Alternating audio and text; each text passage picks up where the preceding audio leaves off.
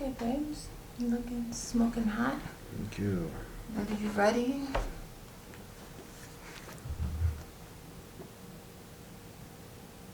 So you have certain family members that don't show support for you when you want to move on, learn different things, and have a higher elevation in your life. Well, this week on Motivation and Confidence, we're going to tell you what to do when you have people that don't support you.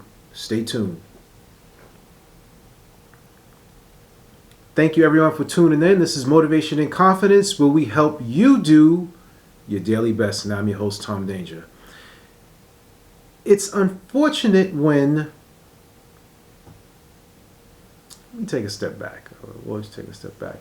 Before we go any further, please like, subscribe, and share. I appreciate all of you. I see that some of you have signed up for the Confidence in 7 Steps e-course. Thank you so much. If you're interested in learning how to start a podcast, I have another e-course that you could check out. If you send me a message on Instagram, or if you contact us through the website tomdanger.com, just say podcast course, and I'll give you a free code so that you can pretty much learn how to start your own podcast in 7 steps, or just some of the methods that I've used to, start the podcast, and maybe it'll help you out. Okay, cool. So, what do you do when you have family and friends that don't support you in your goals and just in life in general? It's a very unfortunate situation, but it's very common. You decide that you want to change jobs. You decide that you want to explore something new, learn a new skill set. And even on a basic level, maybe the ideals that you were raised with, you start to think about them a little bit differently, right? You start to get exposed to different things and your mindset just begins to shift. Even when we started the podcast about 4 years ago, it was solely with the purpose of figuring out a way to fight depression without going to therapy. And it was this self-medicating through the podcast and sharing experiences to help you. Some things were happy moments, some things were sad moments, but overall it focuses on self-improvement for you. And as time has went on, I've got to know quite a few of you. I've gotten some really nice emails that speaks to how the podcast has helped you, and that's the goal of this. The goal of this is to help you. So let's say even if it's not for you, share this with someone that you think could benefit from this content. Because another way that you have to think about it is when you have friends and family who may be going through certain things and you try to give them advice because you have that life experience and they don't want to take it from you because they may say like, oh, you're a know-it-all, or I don't want to listen to you. Sometimes when it comes from an outside party and they hear it, they may accept it for whatever reason. I guess because it's non-judgmental, whatever, I don't know. But if this podcast could be beneficial to someone that you know that may struggle with self-confidence, that is looking to get a clearer understanding on who they are and what they can do, we also offer to you the DISC assessment, which is a personality assessment, a behavioral assessment. The initial assessment is free. The first call with me for about 20 minutes is free, but then after that, there are 3 different packages. There's a one-on-one package for about an hour, then there's a 4-week package, and then there's an 8-week package. So if you've been rocking with me for a while and You've seen the journey that I've put forth and sort of what the podcast speaks to and what the other content speaks to on YouTube, Instagram, and Twitter, and you feel that this could help someone, again, please don't hesitate to reach out. So in our growth, we start looking at things differently. And I'm thinking back to a moment when I decided that I wanted to change. And I think one of the biggest changes was the change in my temperament. I had lack of self-control, and I was always angry and screaming and short-tempered, and it just didn't feel good. It didn't feel good. So I tried a bunch of different things. Tried therapy a bunch of times. Some therapy was good. Some therapy wasn't that good. And then I found a good community of people that want to better themselves. And that's with Extreme Execution and ET and Associates, Dr. Eric Thomas. And just being around people, it helped to people who set themselves to higher goals. It just shifted my mindset. And in shifting my mindset, I remember when, I started introducing the personality assessment to certain family and friends, and the first thing some of the guys would say was like, yo, I ain't with that therapy shit. Like, I don't want nobody trying to brainwash me, get in my head and see what's going on. And that's not what it's about.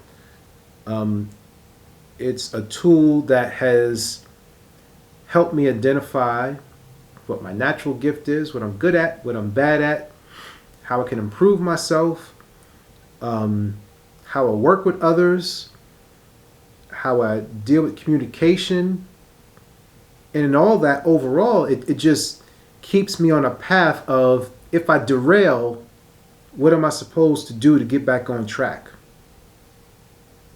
So when you introduce certain ideas to other people, if they're not familiar with it, they don't really understand it. And things that people don't understand can sometimes create a sense of fear. And in their own internal fear, they begin to project that on you because it's something that they don't know about. So when people start coming at you with, why are you doing this and why are you getting into that, and they're being non-supportive, that's their problem, not yours.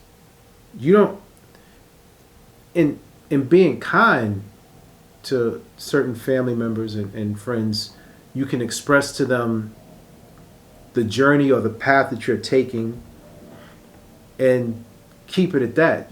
People are always going to have something to say. No matter what you do, people are going to have something to say. You can be the happiest person in the world and people will just be like, what are you smiling about? Like, why are you so happy? Some people don't like to see happy people. Some people like to express their emotions differently. So even when a person is angry, I can't judge you for being angry. Maybe you're really angry or sad about something, so I'm not going to try and project my energy on you unless you are willing to accept it. So all of us have the option of saying yes or no, right? So when a person starts acting like that, their problem, not yours,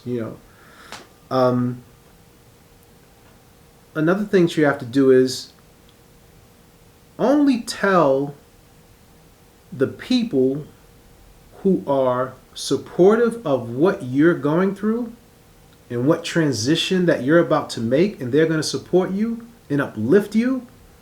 Only talk to them, because the other ones are just, drainers.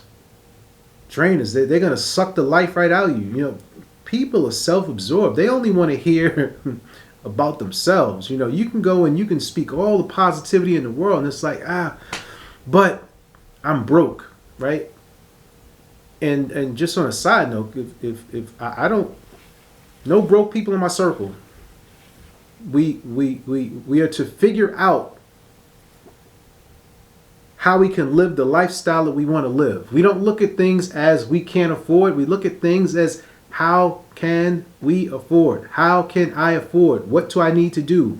What investment do I need to make? What savings do I need to have in place? There's nothing in this lifetime that you cannot have. You can have it. Do not think that you have to be stuck to that particular job because that is the job that you're in and the job that provides for your family and the job that everybody's telling you like, oh, what are you crazy? You're going to quit that because you're making decent money. But nobody looks at what happens to you on the back end when you come in from work every day broken, when you don't have energy for your family, when you don't have energy for your wife, for your kids. You have no energy left for yourself because you've just given another person 8 to 10 hours of your life to help them be productive and give you a paycheck, but then you feel unfulfilled. So you decide, you know what? I'm going to try another venture. And there's going to be all the people around you telling you like, no, don't do that. That job is good. It give you a good paycheck, good benefits. Forget that. Go where and do what makes you happy. Surround yourself with the people who are supportive of you and make you happy. Okay? Don't let your family brainwash you into thinking that, that traditional way is the only way that you do it. Like no one stays on a job to retire. Like you come out of college and work one job for, 50 years and then, retire. And then honestly, most people that do that I've seen in my family, after they retire, they wind up dying. They stop working and a couple of years later, they wind up passing because they're not even used to doing things outside of the robotic rat race 9 to 5 or whatever the hours are for another person instead of creating the lifestyle that they want to live. Okay? And the last thing is cut them loose. Sometimes it's easier to say, I love you, but I love you from afar. You don't have to be around them. You don't even have to have phone conversations with them. That's your family. You love them. You want the best for them. If you want to help them when they're in a time of need, that's your decision to help them. But do not feel bad because you choose to cut communication off with people who are unwilling to accept you on your journey. I'm curious to know what you think. I want to know if this is helpful to you. I also want to know if you have family members that are not supportive of you, and let us know what circle are you going to put yourself in of people who are supportive. And sometimes if you can't find people who are supportive of you, you have to be your own cheerleader. You literally have to get up every day and look in the mirror and say, I can do this. I got this. I'm going to make it happen. Because words have power. Believe you me. This is Motivation and Confidence, where we help you do your daily best. I can't remember, you did your intro, right? Yep.